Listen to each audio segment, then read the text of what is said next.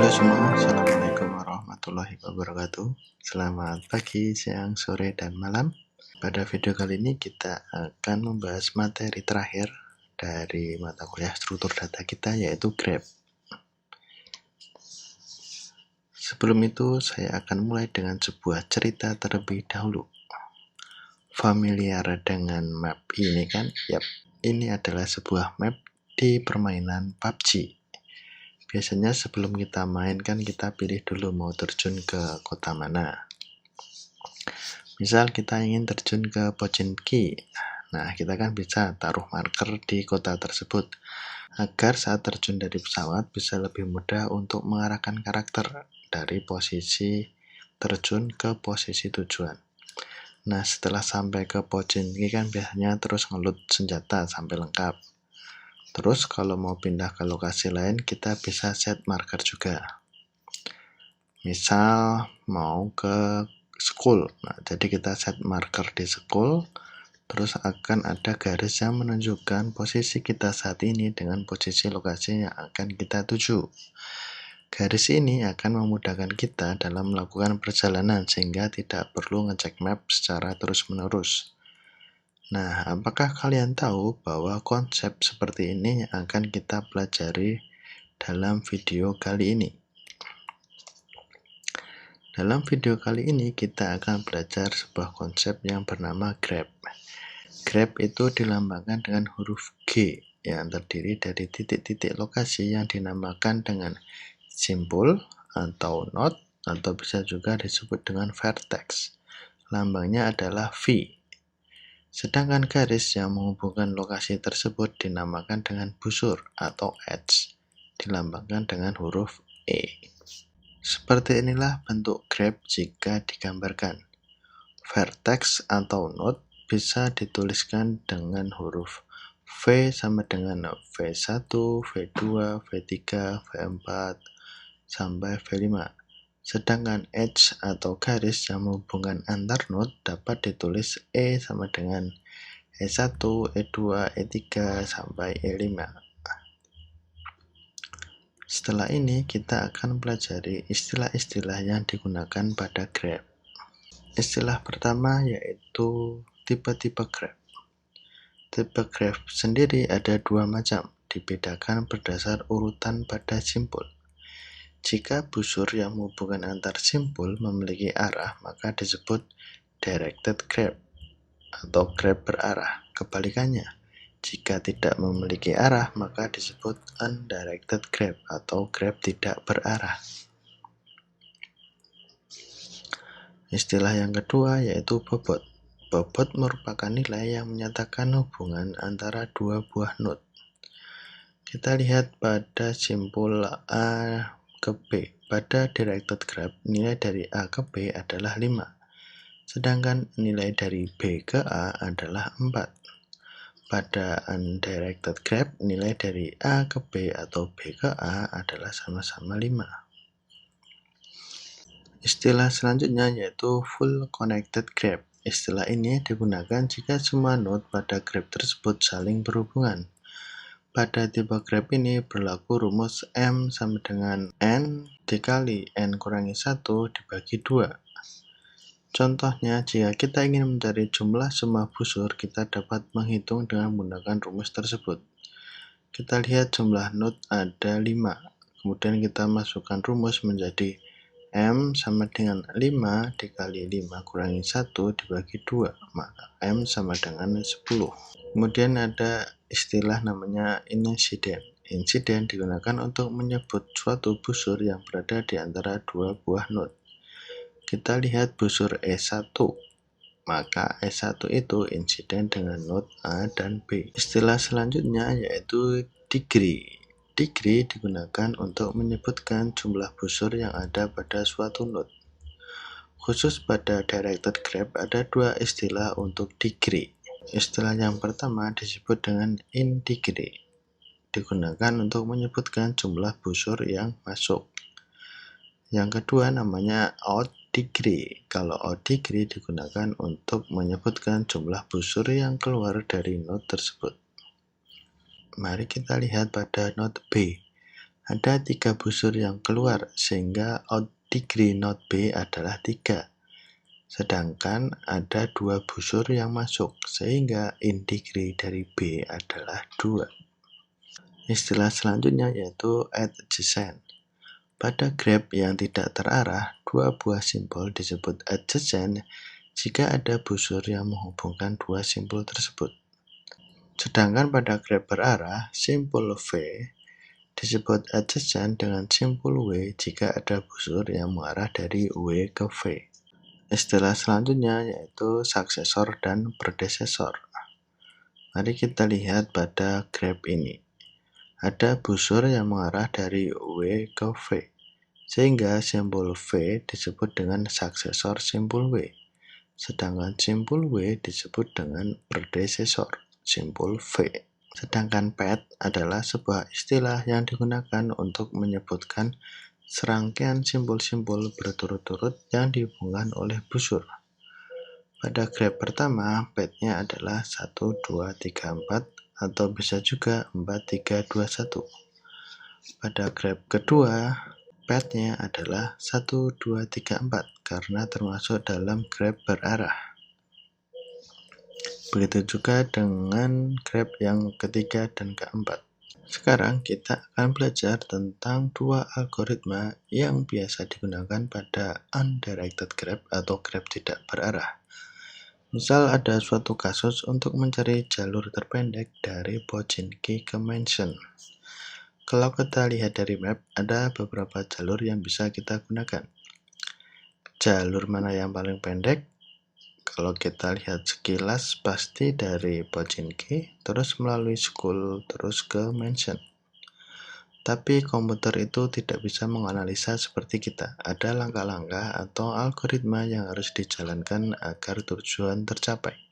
Algoritma yang akan kita pelajari pertama yaitu Depth First Search. Algoritma Depth First Search atau disingkat DFS itu menggunakan prinsip stack.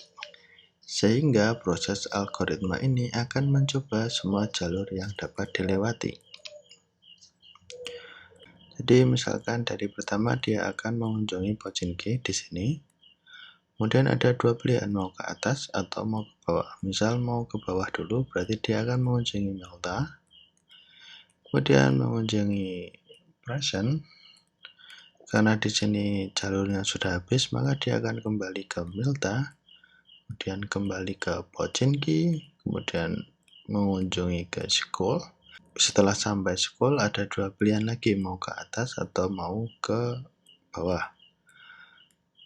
Misal biar lebih cepat maka ke bawah, ke Mansion. Nah, baru ketemu. Sehingga karena ini dia algoritmanya itu mencoba semua jalur, maka algoritma DFS itu lebih cocok digunakan jika ada kasus untuk mengeksplor sebuah graph. Algoritma kedua yaitu BFS atau Breadth First Search. Pada algoritma ini kita menggunakan konsep queue, di mana node yang akan dikunjungi adalah node yang menjadi adjacent atau tetangga. Misal kita mulai dari posisi kita di Pochinki. Nah, dari Pochinki kita masukkan dulu ke queue. Masukkan ke queue dulu. Ini adalah ibaratnya ini adalah queue-nya. Jadi posisi kita di Pochinki, masukkan ke queue dulu. Nah, tetangga dari Pochinki ada School dan ada Melta. Sehingga School dan Melta ini dimasukkan ke queue dulu. Jadi Melta dan School. Bagaimana urutan untuk mengunjunginya? Kita sesuaikan dengan urutan pada queue ini. Jadi posisi kita sekarang ada di Pochinki, maka posisi selanjutnya kita akan mengunjungi Melta di sini. Setelah posisi kita ada di Melta, maka node apa yang menjadi adjacent atau tetangga dari Melta? Ternyata hanya ada satu, yaitu Present. Maka node Present itu dimasukkan ke queue di sini. Setelah itu, sesuai dengan urutan, maka kita akan mengunjungi School. Sekarang posisi kita ada di School. Kita lihat node apa yang menjadi tetangga dari school. Ternyata ada Mansion dan Yasnaya Poliana. Maka Mansion dan Yasnaya Poliana kita masukkan ke queue. Langkah selanjutnya, sesuai dengan urutan pada queue, sekarang kita akan mengunjungi present. Setelah posisi kita berada di present, ternyata tidak ada node yang menjadi tetangga dari present, sehingga tidak ada node yang perlu kita masukkan ke queue. Jadi present sudah kita kunjungi. Setelah itu kita mengunjungi mention. Sehingga BFS itu lebih cocok digunakan untuk mencari jarak terpendek. Sekarang kita akan membahas tentang representasi grab dalam sebuah metrik. Coba kita lihat grab tanpa arah atau grab undirected grab berikut ini. Kemudian kita lihat di sampingnya ada pembuatan sebuah metrik. Kolom dan baris itu sesuai abjad. Jadi A, B, C, D, ke bawah juga A, B, C, D. Kemudian untuk mengisinya, kita lihat apakah node itu saling terhubung. Jika node itu terhubung, maka isinya adalah 1. Jika tidak terhubung, maka kita isi dengan 0. Contohnya, A ke A. Karena A ke A itu tidak terhubung alias tidak berpindah, maka kita isi dengan 0. Kemudian A ke B. Karena A ke B itu terhubung dengan sebuah busur, maka kita isi dengan 1. Kemudian A ke C. A ke C karena tidak terhubung, maka kita isi dengan 0. Kemudian A ke D. A ke D karena terhubung dengan satu busur, maka kita isi dengan 1. A ke E karena tidak terhubung, maka kita isi dengan 0. Begitu seterusnya hingga semua isian dalam metrik ini terisi. Bagaimana jika dalam graf yang berarah? Konsepnya sama. Jadi kita buat sebuah baris dan kolom yang berurutan dari A ke E menyesuaikan dengan node yang ada dalam sebuah graf. Hanya sekarang kita harus pastikan ada busur yang mengarah pada node tersebut. Misalkan dari A ke A, 0 ya, tidak berpindah. A ke B, A ke B ada satu busur yang mengarah, berarti kita isi dengan 1. Kemudian A ke C, A ke C tidak ada, kita isi dengan 0. A ke D ada satu busur yang mengarah, kita isi dengan 1. A ke E tidak ada, maka kita isi dengan 0. Contohnya yang tidak ada busurnya itu misalkan ini, D ke A.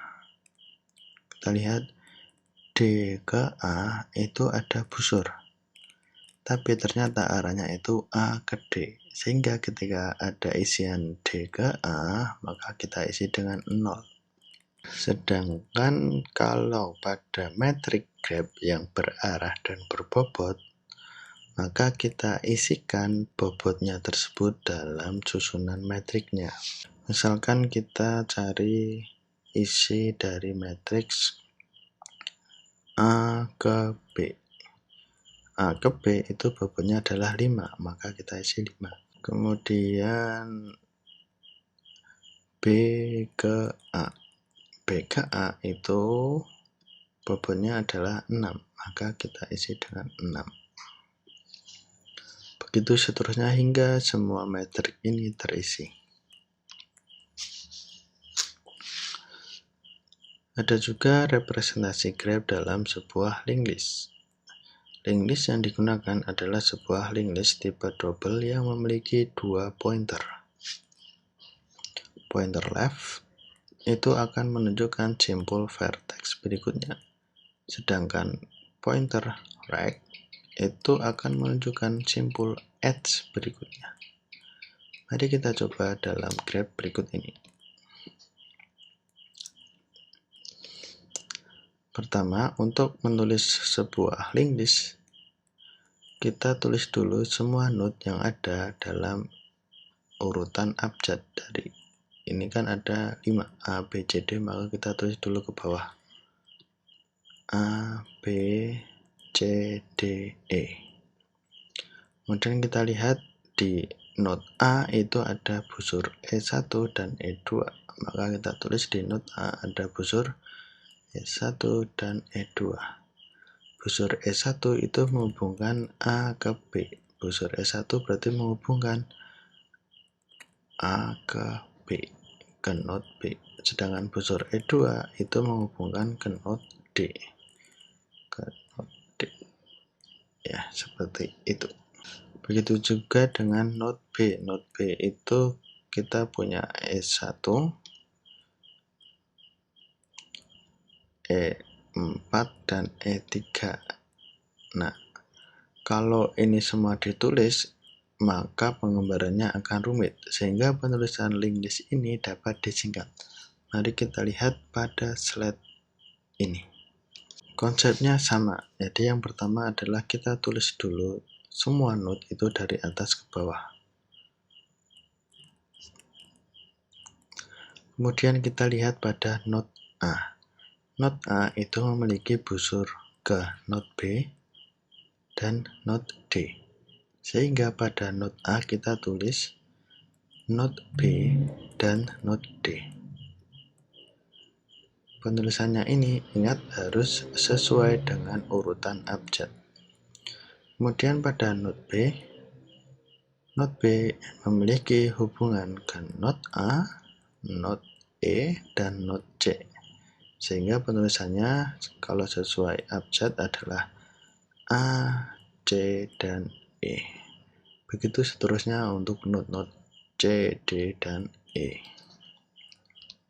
Bagaimana jika untuk graf yang berarah? Kalau untuk graf yang berarah, kita tulis dalam linked list adalah node yang memiliki busur yang keluar. Misalkan ini, node A ini dia hanya memiliki busur keluar itu ke node B dan node D. Sehingga pada node A kita tulis B dan D. Nah, pada node B, walaupun dia ini berhubungan ke node A, E, dan C, tapi ternyata busur yang keluar itu hanya ke node A dan node C. Sehingga pada node B kita tulis A dan C, begitu seterusnya. Nah, ada lagi, bagaimana jika grafnya itu berarah dan berbobot? Jika grafnya itu berarah dan berbobot, maka penulisannya selain kita menulis node-nya, kita juga menulis bobotnya. Contoh pada node A. Pada node A ini memiliki busur ke node B dengan bobot 5. Maka kita tulis node A itu memiliki arah ke node B, memiliki busur ke node B dengan nilai 5. Kemudian node A juga memiliki busur ke node D dengan nilai 2, dengan bobot 2. Maka setelah itu kita tulis lagi sebuah linked list dengan namanya adalah node D dengan nilai adalah 2. Begitu seterusnya hingga semua node terisi. Pada awal tadi kita sudah mempelajari algoritma BFS untuk mencari jarak terpendek. Namun, algoritma tersebut efektif jika digunakan pada graf yang tidak memiliki bobot. Sekarang bagaimana jika kita memiliki graf yang mempunyai bobot? Maka kita akan belajar algoritma baru yang dinamakan dengan algoritma Dijkstra. Jadi ada kasus untuk mencari jarak terpendek dari node A ke node C.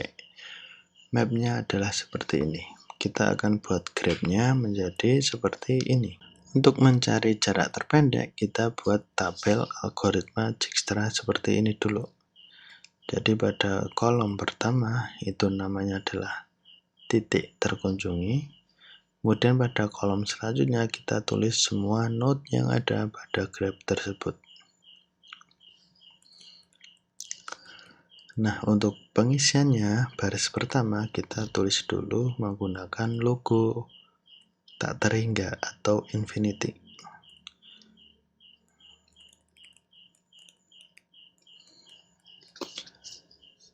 Kemudian setelah itu kita akan mengunjungi titik A. Jadi sekarang posisi kita ada di sini.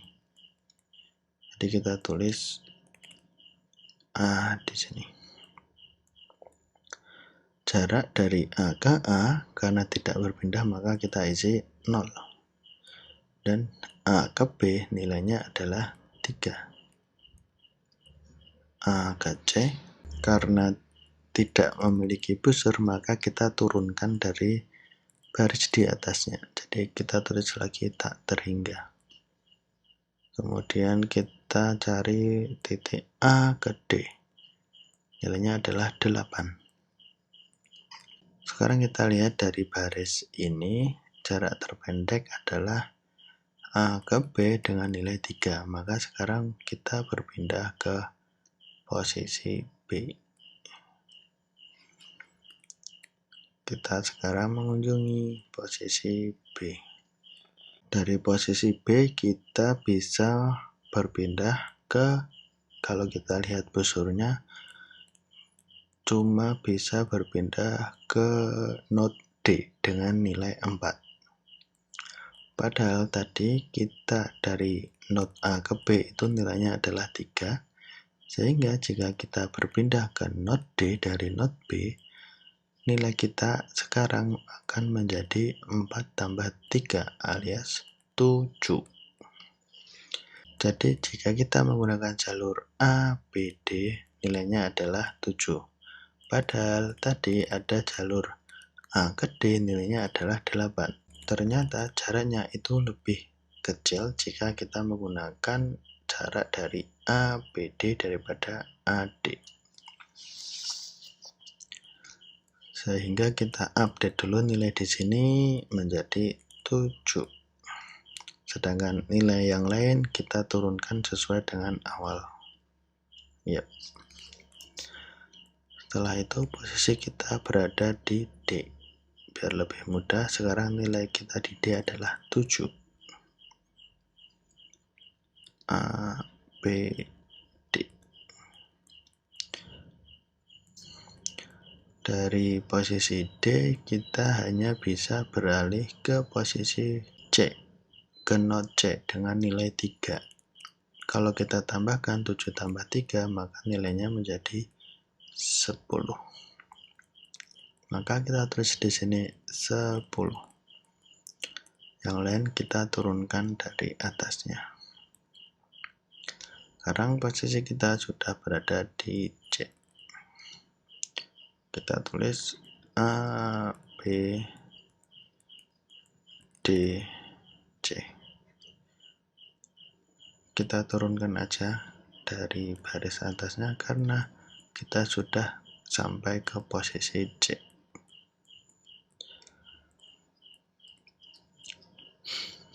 Jadi jarak terpendek dari A ke C itu nilainya adalah 10.